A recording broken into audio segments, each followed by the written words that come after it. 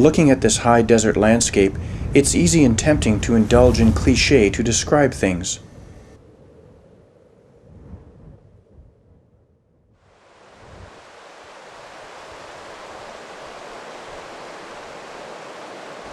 But clichés do not do justice to this river, nor do they do justice to the fish that draw us here.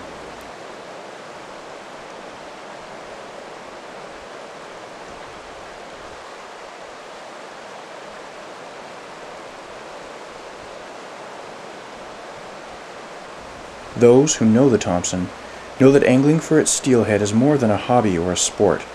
Indeed, the pursuit transcends passion. To be a Thompson steelheader is to accept that, ultimately, the river and the fish define us in ways impossible to articulate.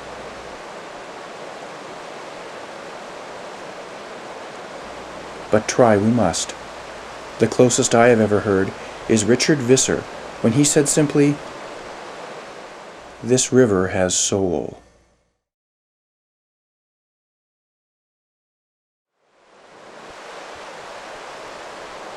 Norman Maclean wrote, "A river runs through it," the story of how a beloved river in Montana formed the backdrop and metaphor of a life that is at once beautiful and tragic. The story of the Thompson is the story of how a beloved river in British Columbia formed the backdrop and metaphor of hundreds and perhaps thousands of lives. But our tragedy is how we took from the river and failed to give back in a way the river needs, passion without sacrifice. The story of the Thompson is not a river runs through it, but a river run through, and each of us has a hand on the sword.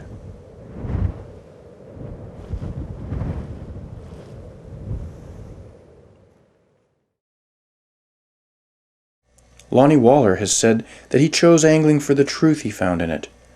Today, when we look at the Thompson and we wonder what went wrong, what should have been different, these are our questions.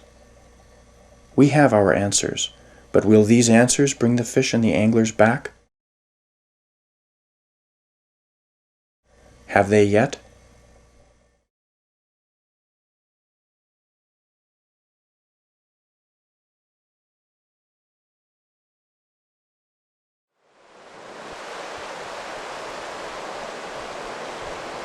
But the river questions too. Its soul and truth challenge each of us. And in the stillness before first light on a November morning, if we listen with an open heart, perhaps we can hear it. Perhaps we will listen. Perhaps we can change.